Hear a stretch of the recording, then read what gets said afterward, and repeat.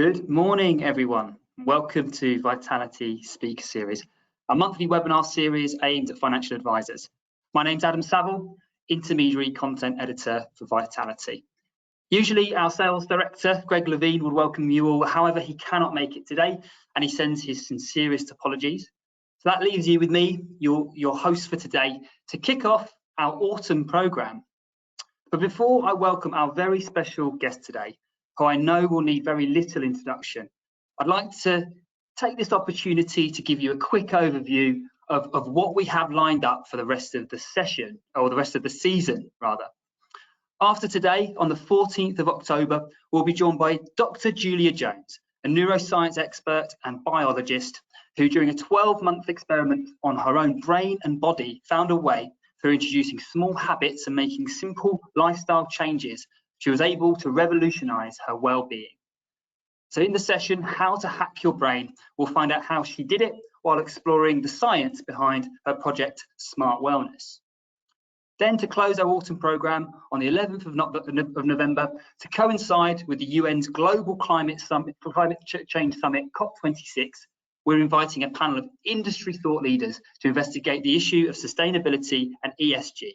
That's environmental, social and governance investment funds and the driving forces behind it for financial advisors. So a really well-rounded and fascinating programme of webinars for you to attend over the coming months. And if you haven't already, you can register via the Vitality Advisor website or keep an eye out for our email updates. Now, that brings us on to the reason why you're all here today. To kick off the programme, I'm honoured to introduce our next speaker series guest this morning. BT Sport presenter.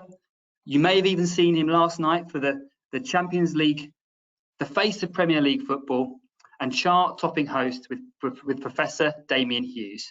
You may have heard it, the High Performance Podcast. So please welcome Jake Humphrey. Hello. Hello, Jake. How you doing? Good morning. Nice to see you, Adam. Good to see you. How are you today? You've been at the right time there.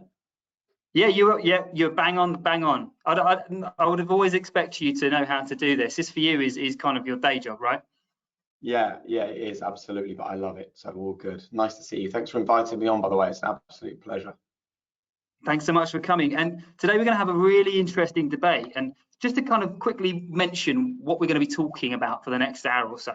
On your podcast, Jake, you invite high-profile, high-performing sports people to talk about what it is that makes them who they are. Yeah. And many of our viewers, they'll be financial advisors, and many of them sports fans themselves. And on a day-to-day basis, they're faced with the challenge of helping their clients make the right financial decisions. So there's a lot of psychology to what they do. So that's why we thought that your unique insight and some of the things that you've learned from the podcast and from your career to date would be really valuable to our audience. So to get things started, Jake, would you mind please briefly give us a bit of an overview, some background to the High Performance Podcast, why you started it and why you think it's made such a big impact? Yeah, absolutely. Well, hello, everyone. Nice to see you all. Thanks very much. There's my dog barking at someone outside. Belle, be quiet. Saying hello. She's a high performance guard dog, which is great. So the reason why I wanted to start this podcast was because I grew up in a small village. Actually, I'm in Norfolk at the moment. We moved back here with our kids a few years ago. My mum and dad are in a village around the corner called Stoke Holy Cross, and I grew up in that village. And I remember as a young man seeing really successful people and looking at them, but never believing that I could ever achieve any level of success like that, because I thought that those people knew a secret or understood something or had a door open to them that normal people like me would never be able to access. We'd never understand, we'd never see it. So there was no point trying to chase it. And then I got a job in Formula One. I mean, it was, to cut a very long story very short, I failed my A-levels. It was the best thing that ever happened to me. I went back to school. I had to find another path. And we talk often with our high performers on the podcast about taking responsibility when the bad stuff comes. And we'll talk a lot, I'm sure, in the next hour about failure. That was a big failure for me, but it's how you respond to that failure. So I got some work experience, landed a job at a local cable channel, led to a job presenting children's BBC. Then I landed a Formula One job. And it was when I was in the Formula One pit lane that I started saying to, world-class elite level drivers. I asked this question to Lewis Hamilton, who was just starting his career. I asked this question to Michael Schumacher, who was coming towards the end of his career. I asked this question to multiple Formula One world champion Fernando Alonso. what is the secret to your success? And then I spoke to Ron Dennis, who'd set up the McLaren Formula One team. I asked the same question to Frank Williams, who'd created the Williams team. I spoke to Mansur Ojay, multi-billionaire, who was the main funder of the McLaren Formula One team. I spoke to the big bosses behind Ferrari, same question. What do you know that I don't know? What is the secret to achieving this kind of level of success in life? And every single person, to a man and to a woman, answered with, there is no secret. And there's really three things that they did. The first one is that they took the action. Because I think in life, a lot of us spend all of our time waiting for the motivation. We all have great ideas and great plans. And I think you can only judge people by the actions they take rather than the things they say or the things they think about. The difference with these high performers was that they took the action. Because just wanting to do something will never give you the motivation to do it. What actually happens, and this is a really sort of interesting first bit of learning for everyone tuning in today, action leads to motivation. So if you really want to start achieving something, you can't sit around and wait for the motivation to do it. You have to take the action. The action will prove to you that you're on the right path. It will give you that little sense of achievement. It will give you that small lift that you're after. And then comes the motivation. And that leads to more action, which leads to more motivation. And that's it. Then you start going up and up and up and up. So the first thing they did was they took the action. The second thing they did, and I think we have to be really clear about this, is they were absolutely relentless. Our high performers on the High Performance podcast, the people that I spend my time with now as a football presenter, the people that hung around within the Formula One pit lane, they were relentless. They worked, they criticized themselves, they studied where they were going wrong. They focused on the negatives rather than on the positives. They were their own biggest critic, which can have good and bad issues around it. And maybe we'll talk a bit about that as well, because I don't think being a high performer is easy necessarily, but they were relentless. And the final thing is that they were consistent. So when they'd really decided the route they wanted to take, and quite often they weren't focused on the goal, they were simply focused on the process, because we can't spend our lives focusing on where we want to get to, because focusing on the goal doesn't give us the tools to focus on the process. And if you reach the goal and you find it isn't as exciting as you thought it might be, then you wonder why you've wasted all that time on the process for something that wasn't great. So if you focus on the process and love the process and enjoy the process, the goal actually doesn't matter. And I think that's a really common thing that people think with high performance is that I have to have a goal, I have to get there. Most high performers don't. They just want to be the very best they can, and they just focus on the process. And that's why I wanted to start with a really quick quote from our first book. And this is a nice little exclusive actually for all of you on here, because this is our first book, High Performance, Lessons from the Best on Becoming Your Best. The book isn't actually out until December, so there's about 5 people on the whole planet that have got this preview copy. And if you're happy with it, Adam, I'd love to start just by reading a quote from the book. Is that okay? Please do. Yeah, go ahead. So this is Damien and I at the start of the book talking about how we try to work out how high performers become high performers. And we sat down with Phil Neville, the former Manchester United player, the former Everton player, and he now manages out in Miami for David Beckham's team. And he said to us, his epitome of high performance is do the best you can where you are with what you've got. And we wrote in the book this. The simplicity of those 13 words struck a chord. Even though the precise definition of high performance differs from person to person, Neville's phrase summarizes what all high performers have in common. In this rendering, high performance isn't about the external trappings of success. He didn't mention any of the trinkets he'd gained during his career, the trophies, the overflowing bank accounts, the mansion. Instead, he emphasized being a high performer in the moment. Do the best you can where you are with what you've got. So if you're a teacher, that might mean spending extra time listening to a student who seemed bored and disengaged from school life. If you work in business, it might involve investing extra time in polishing your sales pitch. If the important thing in your life is family, well, high performance might be as simple as spending quality time with the ones that you love. We can't tell everyone who reads this book where this definition will take them. But before turning to chapter 1, take a moment to ponder what it means for you. Choose an area of your life, your relationship, your career, your interests, and imagine what doing the best you can with what you've got would look like. You can be a high performer at your desk in the office or on the pitch with your Sunday league team. You can be a high performer whether you're starting your first job or you're a retiree embarking on a new hobby. As Neville put it, you can be born with unbelievable ability, but you can be born with not much ability at all. You can still be a high performance. wherever you are, whoever you are. High performance is within your reach. And I think that's a really important place for me to start, because I wanted to do this podcast to prove exactly that to people. High performance is simply doing the best you can with where you are, with the tools that you've got. And the great thing about that, Adam, is that means high performance is open to absolutely anybody. Every single person on this call today can achieve their own definition of high performance. And I just wanted to also just share a couple of slides to begin with. The first one is just the impact of the podcast, because if you put something on ITV on a Friday night at 7 o'clock, right, you're going to get a lot of people that enjoy it.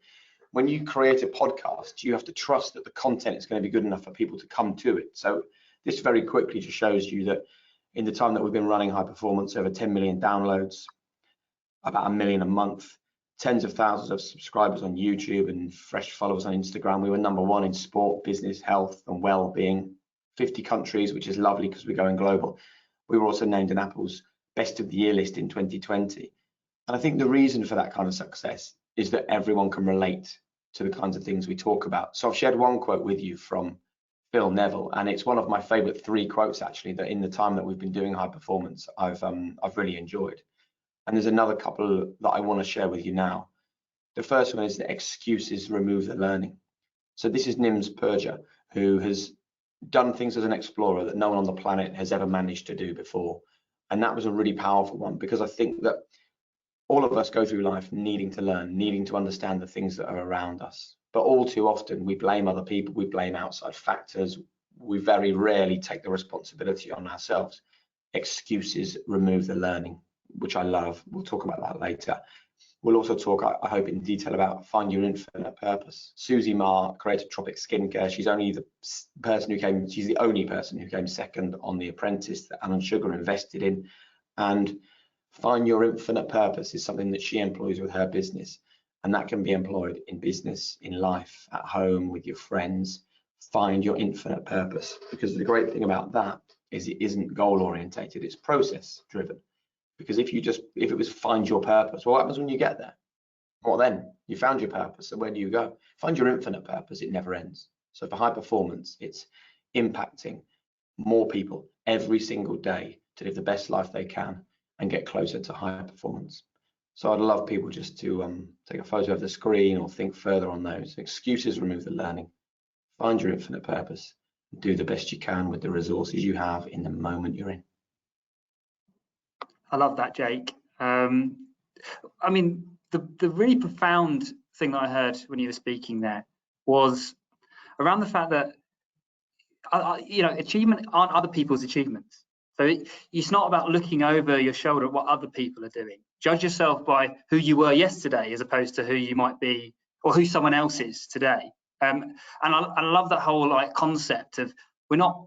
It's not the actual goal itself. It's the process or the journey of getting to that goal. Because who knows, when we finally get the new car or the new house, or we win the promotion that we're looking for, that we're actually going to be happy with it. And it's about being present, I guess, right? It's remaining present and enjoying the moment, as opposed to needing to achieve the next thing, which can often be driven by greed and other kind of quite negative kind of sort of personality traits that I think all of us can fall victim to. But yeah, that's amazing, Jake. So to get things sort of started with the Q&A, I'd like to know what are some of the key traits that you've noticed through doing the podcast involving high performing individuals. What are the key traits that sets them apart from those who may not be successful or high performing, as you call it? What are some of the things that you've noticed? I think one of the key things is that it's not just one or two things, because I think that's also a really good message. Because I think if there's one or two specific things you have to know and have to get to be a high performer, that cuts out a huge amount of other people who haven't discovered that or haven't reached that point. I think the key with high performers is that they've found their own flow. They've found the thing that really makes them tick. Now, you mentioned about comparison there and comparing yourselves to others. One thing that our high performers don't do is look at other people's success and get derailed by it. There's a wonderful phrase which I love, and again, it might be worth writing this down. Comparison is the thief of joy. Every single one of you on this call today, you will not get closer to high performance by comparing your life to other people's. And please don't think that their happiness detracts from your happiness. If a colleague or a friend or a boss or a neighbor has got a new car or a great bit of news or a promotion or a pay rise, you being angry about that does nothing but negativity for you. It is like drinking poison and waiting for them to die. Why would you do that?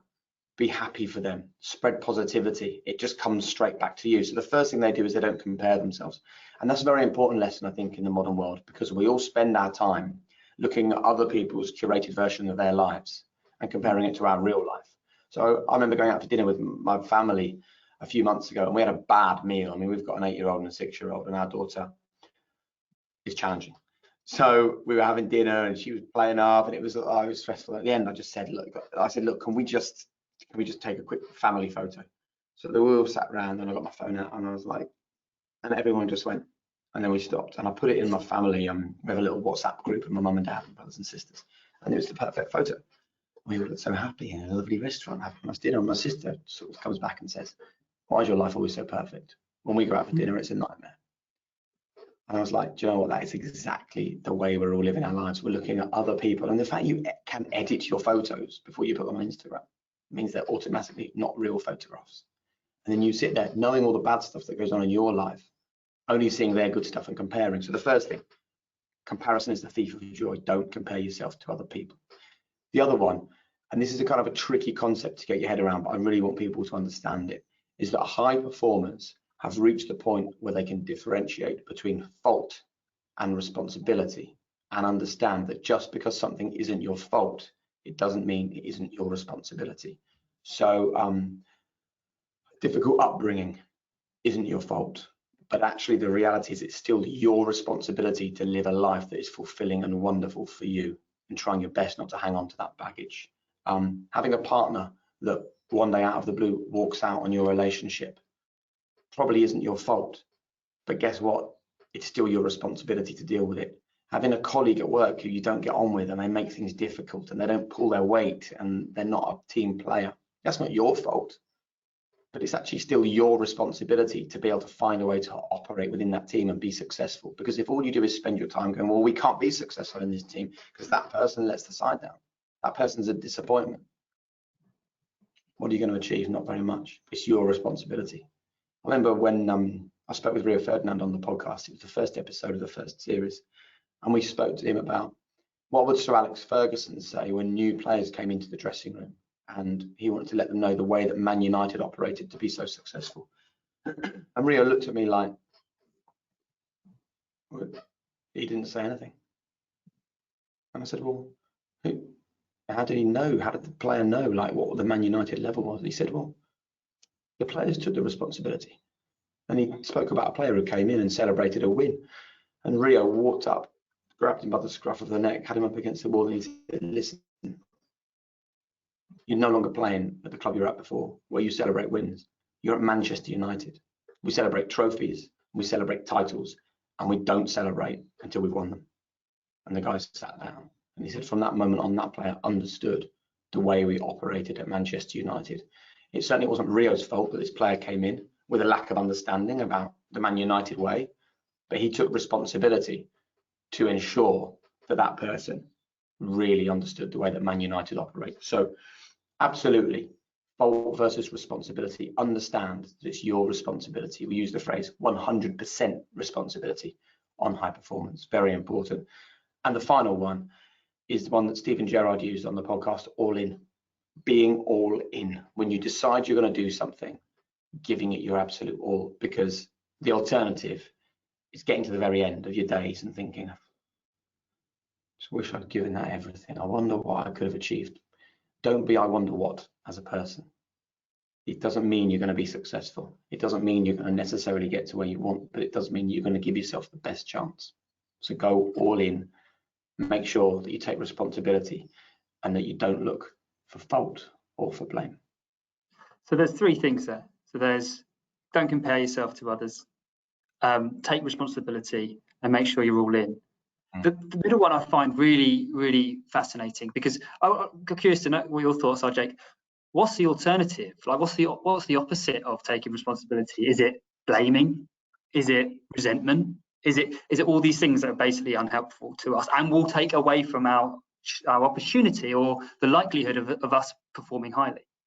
It absolutely takes away from your opportunity, and it kills you, and there's no benefit, because if you think about it, right? So I've got on my gym wall at home, 100% responsibility is written on the gym wall, because that is the way I operate.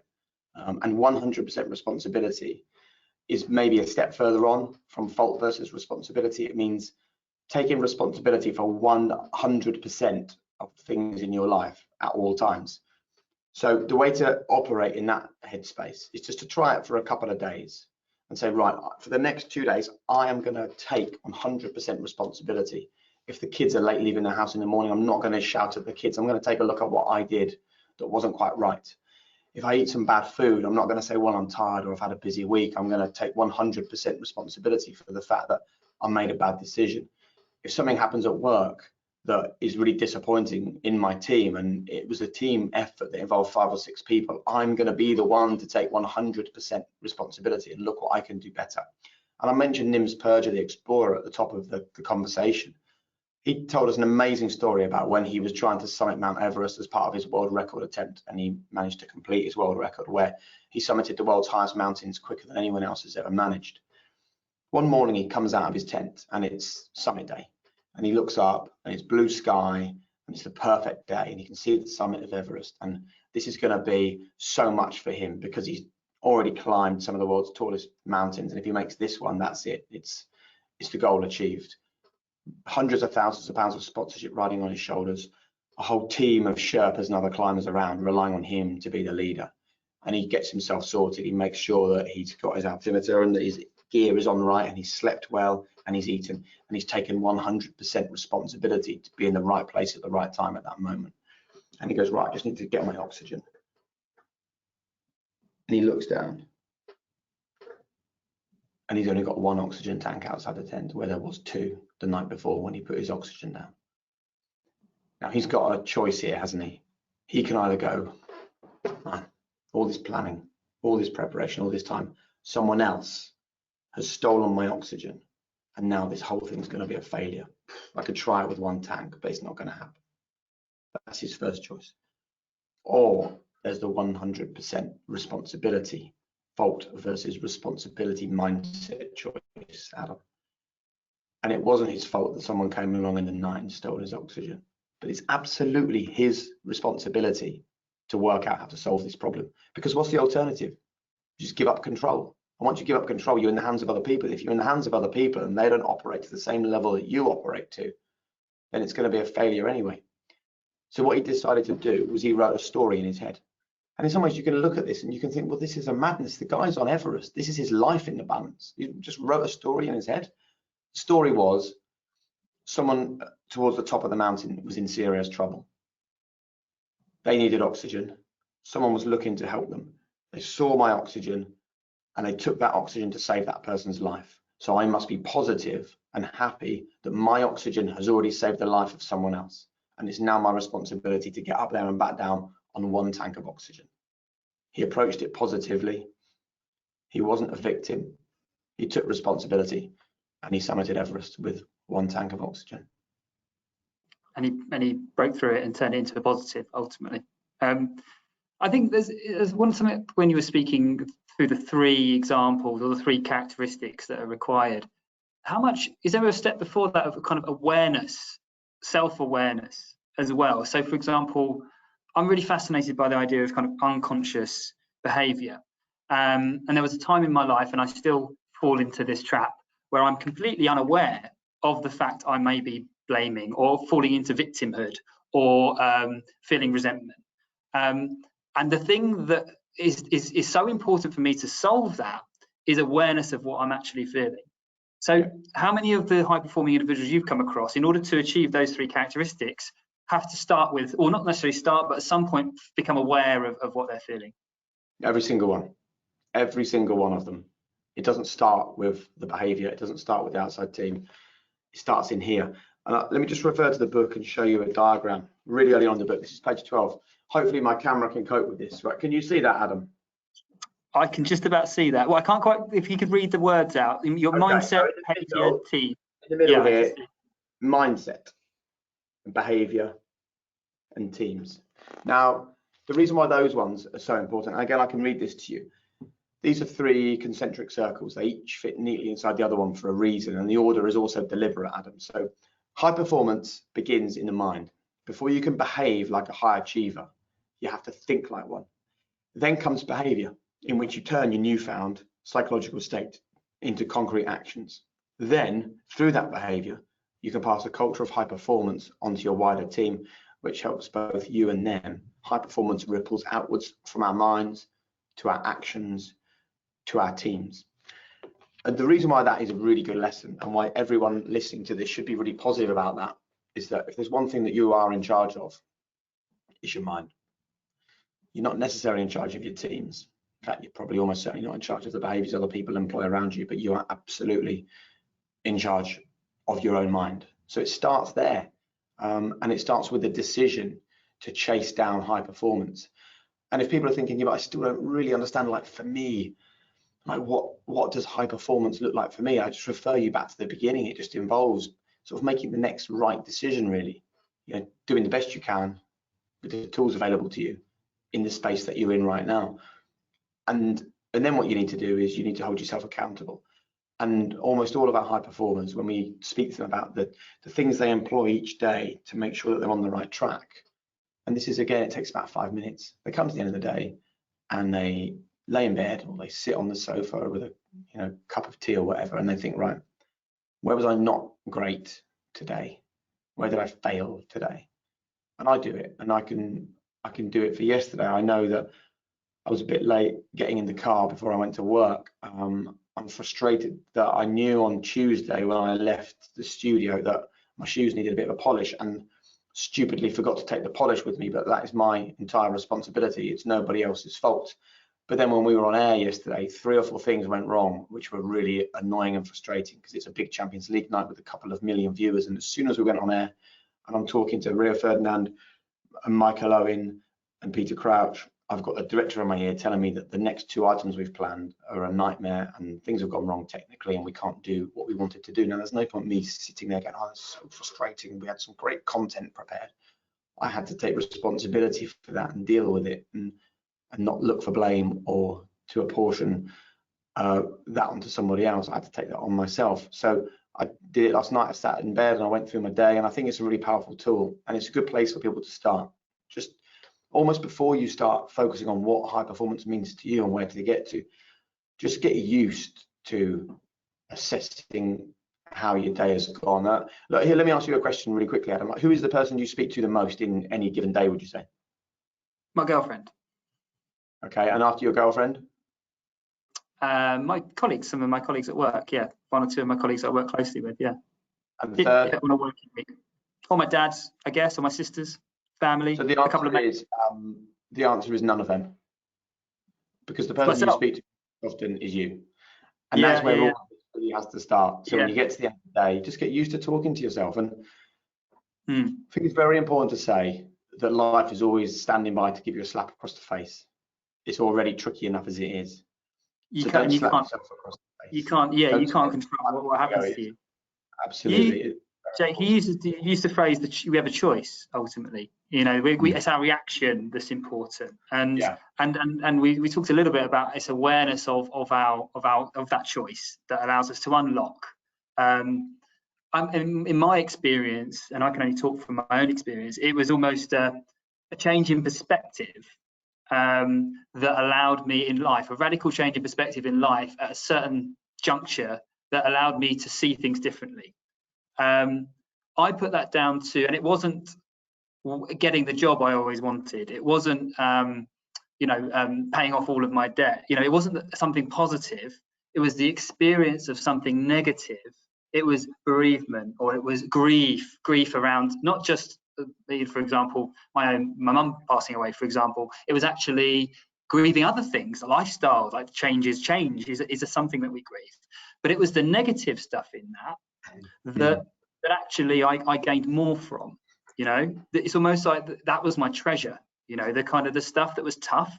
So how many of the high performing individuals, and maybe in your own life, have you found people talking about, we sort of touched upon this briefly, would you agree that sort of failure or not necessarily failure or negative experience or things or challenges are as important in life as success?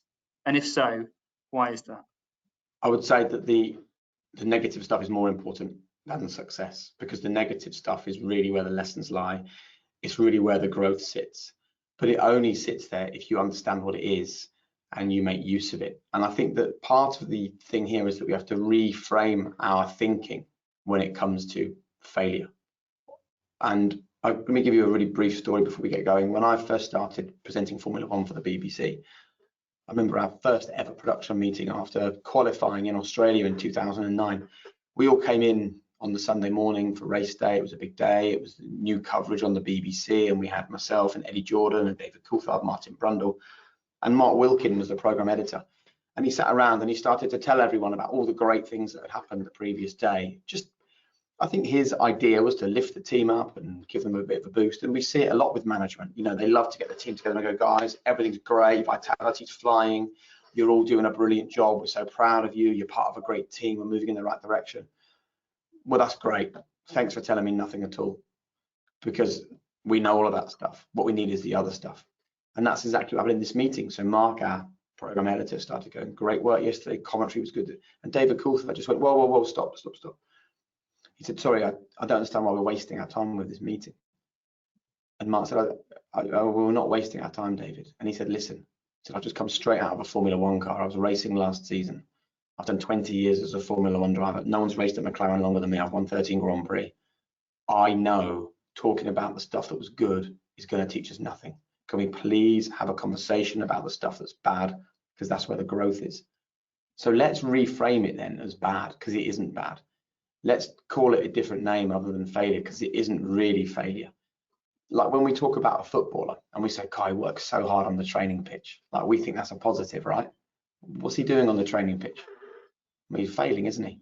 He's taking 25 free kicks and scoring 1 or 2 so that in the game, he actually puts the ball in the back of the net. That's really what it's about. When you go in the gym and your personal trainer or one of your mates says, come on, let's lift these to failure. It's not really failure, is it? It should be let's lift these to growth, because you lift them to failure, which means that next time you're stronger and you can lift longer and you can lift harder. So I really want people listening to this to understand that there is a real power in living your life in a place where failure is almost inevitable. You actually have to seek failure. And I'll tell you now, if you listen to the High Performance podcast, you will understand that high performance individuals, great leaders, great achievers, billionaires, elite level people fail more often than anybody else, because it's where the failure exists is the same place as where the growth exists. So there's 3 ways and 3 important ways to fail. You have to fail early, because if you're on the wrong path and things aren't right, you need to fail early. But then you also need to fail often, because if you fail early and then you stop failing, well, you're no longer in that window where failure is almost inevitable. So you're not really operating at your peak at all, and you're not really growing at all. So you fail early and then you fail often. But the crucial one is that you fail forwards. And I have a real bee in my bonnet as a parent of young kids about the way we're parenting children at the moment, because it's so prevalent. It's this helicopter parenting where we just hover around the kids all the time, hover around, smooth the path in front of them. There's an issue at school, we go and talk to the teacher. There's a problem with the friend, we go and talk to their parents. They're struggling with their homework, we sit down and make sure it goes right for them. So we're not teaching them to fail. And then they reach this point in their lives where they're 18 or 19 years old and they've glided through a non-failing life, and they go for their first job interview and someone says, listen, thanks very much, you were great, but this job isn't for you. And it absolutely derails them, because they have not learned to fail. They haven't built up resilience, and resilience is such an important thing to live with. We all need more resilience, because bad stuff is going to happen. You have to expect that to happen. It's inevitable. It's inevitable. So I can't tell you enough how much I want people on this call to fail. Fail early, fail often, fail forwards, but make sure you're failing. That is how you will grow. I think it's a really powerful message. I'm just going to pause there quickly and just say to our viewers, please do send in your questions for Jake. We'll have about 15 minutes at the end. Got 25 minutes left, so please just send them questions. If you've got anything you want to ask Jake about anything we're talking about, please do use the chat facility. But I wanted to dig into something that you said a little bit and unpack it, because I want to make sure that there's a distinction between using failure or maybe reflecting on our day, whether that's writing it down or going for a run or a swim and just kind of working out some of the things that maybe didn't go so well and using them to our advantage. What's the difference between that? How do we distinguish between that and beating ourselves up? And using all the things that may have gone wrong to almost kind of reinforce a narrative that we're not good enough, that our job is too challenging and we can't live up to this expectation. How do high-performing individuals make sure that this process of personal inventory or self-analysis is done in a healthy way and not an unhealthy way? Yeah, and that is really, you know, what I meant at the beginning when I said that we really have to have an honest conversation about the fact that high performance can be tough. And some people think it's great. You know, we had Eddie Jones on the podcast, the England rugby coach, and his idea of high performance is embrace the grind. And I think that is as much embrace the grind with himself as well, you know, put the pressure on himself to constantly be there all the time. I think the answer to this, right, Adam, is that we don't have to be perfect and we don't have to get everything right. Nobody is looking for perfection. I mean, in itself, perfection is totally unachievable anyway, because let's say it's in the workplace. Let's say you've got 5 colleagues, a boss, and yourself. So if you think to yourself, right, I've got to be perfect, I've got to achieve perfection here. Well, your idea of perfection is almost certainly different to your boss's idea of perfection. And then the 5 colleagues in the room is totally different to their idea of perfection. So if you have this plan of chasing perfection, then you're chasing something that you can't possibly achieve. And then if you have a culture where you try and impose on people, hey guys, make sure you're perfect. Yeah, we've got to be perfect today. It's a big day. Let's try and be perfect. You're all looking for a different thing. The answer to that is, guys, do the best you've got with the place we're at today. And I think that is a way of talking to yourself to instantly remove that stick you beat yourself with. And I think it's okay. In fact, it's definitely okay to reflect on your day and reflect on yourself and know that you didn't get everything right. Because otherwise, again, there's no growth. And growth is something that we really have to speak about, because a fixed mindset and a growth mindset are the total polar opposites. A fixed mindset is, I was born with a certain skill, I was born with a certain level of understanding, I was born in a certain environment, I was born to achieve a certain thing, and that's me, my path is set. The growth mindset is the opposite of that. But the only way that you can grow is by going into places that you've not been to before. And there's no way that you can go into a place mentally or physically where you've never been and get everything right the first time. So exploring is key. And so many of the guests that have joined us on the High Performance podcast, particularly high achieving business people. We had Holly Tucker on, who founded notonthehighstreet.com, Susie Ma, who I've mentioned, Jo Malone, who was the most inspirational, remarkable, incredible woman. Everyone knows that, you know, Jo Malone from her perfume range. We were joined as well by Mary Portas, who has been an amazing, powerful, dominant woman in the fashion industry for so long. Every single one of these people spoke to us about the power of exploration, and that really, if you could live a life of exploration, that is also living a life of growth. So actually having a go at yourself and being negative to yourself is having a fixed mindset. It's saying you should have done this and you did this. It's the opposite. This is what you say to yourself, right? You are in a period of growth. You've decided to embrace a growth mindset. You're trying to be the best individual you can. Today was a really good day because you failed here and you messed up this and you got this wrong, which means you're operating in your window of failure. It means you're trying to do things which are a real challenge for you. And how great is it to be in the arena, to be the person trying that, rather than, as the phrase goes, those cold and timid souls who know neither victory nor defeat. Do you know that? Do you know that quote?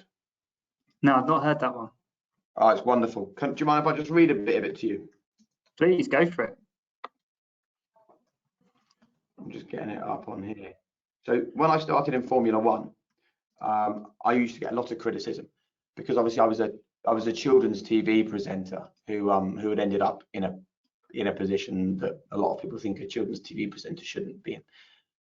So I used to get a lot of criticism, and the criticism often was, why is a kids TV presenter talking about Formula One? What does he possibly know about Formula One? And this was the quote that really was powerful for me. And you know, when you just asked me, Adam, about people being nice to themselves, the important thing about this quote from Theodore Roosevelt is that this also applies to yourself. It doesn't just apply to people on the outside. Okay, so have a listen to this. It's lovely. It's not the critic who counts, nor the man who points out how the stronger man stumbles, or whether doer of deeds could have done them better. The credit belongs to the man or woman who is actually in the arena, whose face is marred by dust and sweat and blood, who strives valiantly, who errs, who comes up short again and again, because there is no effort without error or shortcoming, but who does actually strive to do the deeds, who knows great enthusiasms, great devotions, who spends their time on a worthy cause, and this is the best bit, who at best knows in the end the triumph of high achievement, and at worst, if they fail, at least fail while daring greatly, so their place shall never be with those cold and timid souls who know neither victory nor defeat. So when you're talking to yourself and you're beating yourself up and you're saying you should have done better, don't do that. Say to yourself how good you failed today, how good that you were the one that put yourself in the arena, how great you weren't one of the cold and timid souls who know neither victory nor defeat. I mean, I believe that's the quote that inspired Brené Brown's book, Going Greatly, isn't it? She uses the phrase, there is no courage without vulnerability. And, you know, in order to show up, we're going to inevitably fail at some point. I think there's so much in that. There's so many interesting points. We're getting some really good questions coming in as well, Jake. One of them was, and you sort of touched upon it, but one if you could expand is one of you, can you give an example of a time when you've failed forward? Yeah, I mean, I mentioned at the very beginning about receiving my A-level results. And I had my place at university already. It was the late 90s. And I remember going to the school to collect my results with my brother. And, you know, you walk up to the desk and you say your surname Humphrey, and they look, go for H, give you your results. And I opened the first envelope with my A-level result on, and it was for A-level psychology, and it was an E. And I was like, wow, okay. I opened up the next one, and it was A-level politics, and it said N. And you know, at this point, that you have that cold sweats, everything seems to slow down. You think, oh, this can't be happening. Am I dreaming this? And I'm going to actually wake up and it's actually A-level results day. But it wasn't a dream. I went back to the desk and I said to the teacher, I said, excuse me, this has got N written on it, and I don't understand what N means. And she looked at me and she said, N is for people who aren't clever enough for an E, but they're not so stupid they got a U. And my final result was A-level English, and it was a U. And that, I suppose, is the greatest failure in my life.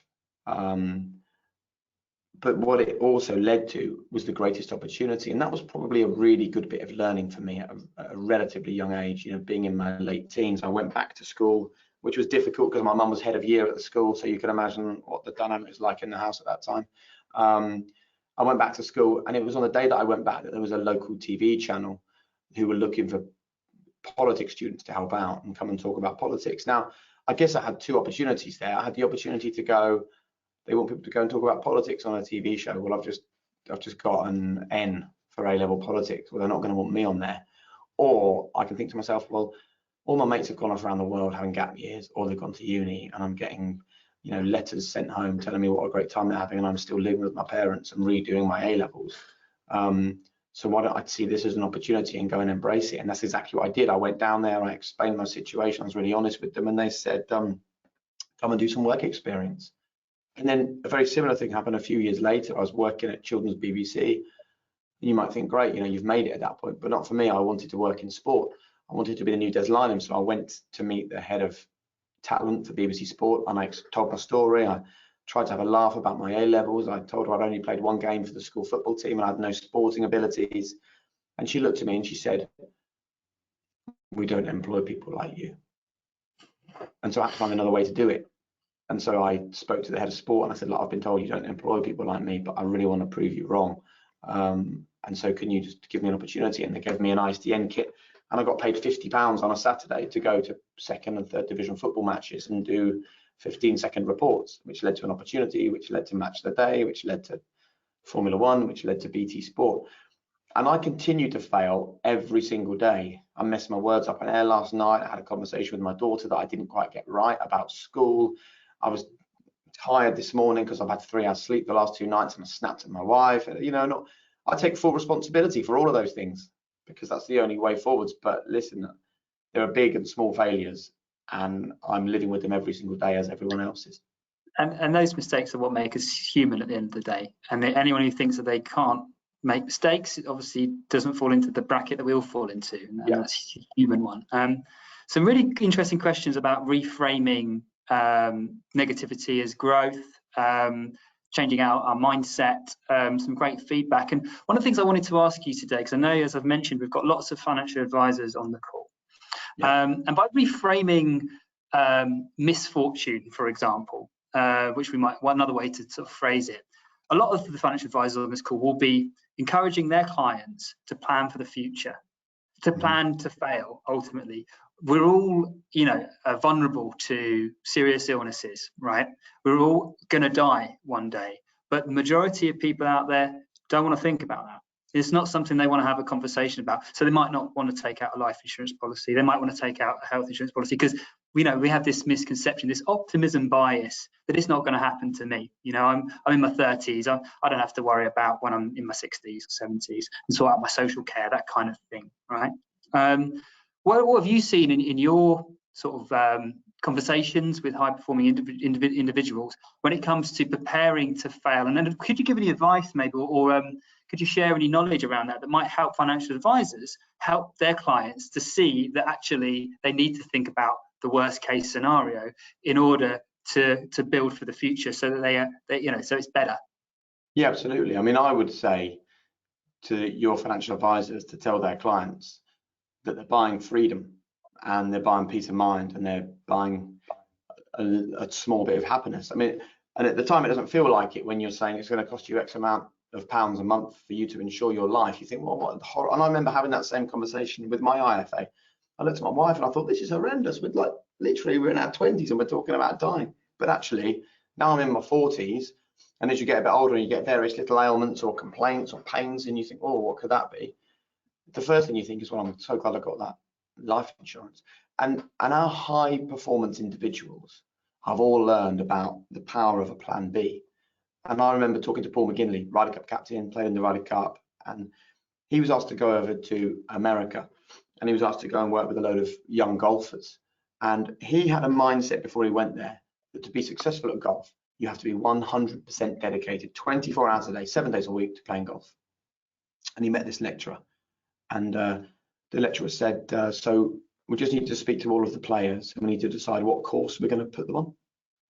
And Paul was like, well, I know they have to get a sort of the degree and stuff while they're here, and you're paying for them to play golf, but they're going to earn so much as golfers, they'll give loads of money to the uni, so it'll be fine. Well, let's not bother putting them on a degree course, because that just takes them away from playing golf.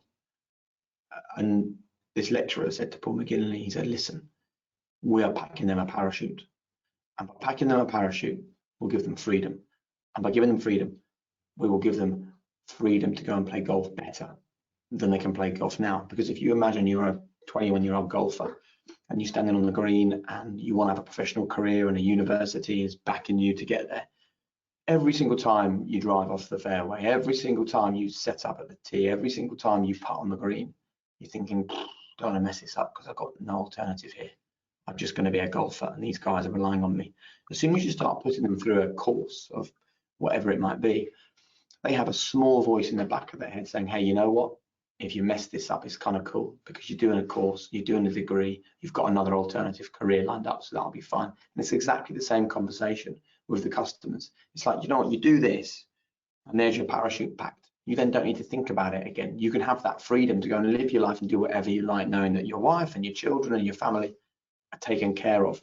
So again, it's about, in the same way that we have to reframe our thinking into the fact that failure is a positive, you also need to reframe the thinking of your clients that getting life insurance is a positive, not a negative, because it can, how can it ever be a negative? Yeah, because it's going to happen. I'm sorry to say to those happen, who may you're going to get weighed in when it does. So that's like, let us look after you. Absolutely. I'm going to read out some of the comments, some of the questions we've covered, but I think it's really interesting to hear them. So, for example, in developing resilience in children, how best as a parent should you help your child through the process to fail, but see a positive outcome, to grow and develop? Something you've definitely, I think, already covered. This interesting. Out of all the people you've met, who's been the person you've taken the most inspiration and best advice from? Well, Susie Ma, the entrepreneur, and Infinite Purpose. Infinite Purpose is really good because I want you to understand that you can have different infinite purposes for different areas of your life, and it's really powerful. So look at your kids and have an infinite purpose to make them better people every day. Be at work and have the infinite purpose to be the very best employee of vitality that you can possibly be. Look at your body and have an infinite purpose of every day taking one step towards being healthier and fitter and stronger and having a more positive mindset. I can't tell you how brilliant. In fact, I've got a little wooden block here and I've got the words infinite purpose written on the wooden block. It just sits in front of me on the desk here, and it's a permanent reminder. Do you know what? I think the those of us working in the life and protection and health insurance market will no doubt feel that sense of purpose. You know, there's a sense, you mentioned it earlier, it's about helping people make the right choice so that they can have, when tragedy befalls them, they've got that plan B in place. And that is the purpose that kind of, so I personally used to be a music journalist, and now I'm writing about sort of health and well-being and life insurance. And I would honestly say that my experience as a music journalist, it satisfied my needs when I was in my 20s. But actually, I get more out of helping others in my 30s. And that was the change in perspective that has given me purpose, and kind of actually my selfish needs didn't sustain me as well as those that actually might support other people. And that was a real eye-opener for me. So another really great comment here. At more than one previous employer, managers propagate a bad culture by criticizing failure and expecting everything to be perfect. It leads to people being afraid to stick their heads above the parapet, and it leads to a lack of innovation. So thanks for that comment, and I think that's just a couple of really quick points on that. Can I just say one of the most important things? Have you got any senior management listening in on this as well, Adam? I hope so. If they are listening in, I hope they're enjoying it. Well, I would have thought so. We've got lots of people running their own business as well, externally, IFA businesses, brokerage. No doubt there'll be some senior members as well. Who's in charge of a team, please be vulnerable, because you can only get the best from your team by being vulnerable yourself. Because if you're the person at the top of the food chain and you seem to have all the answers, they are so scared to say that they don't know. And if they say they don't know and they try and bluff it and get it wrong, then someone comes down on them like a ton of bricks. So if you're the leader listening to this, be the person to go in the room and say, listen, guys, first of all, I don't have the answer here. Or listen, I know that yesterday things went wrong. Can I just put my hand up and say I was responsible for that? And, you know, as your senior manager, it was entirely my mistake and my fault.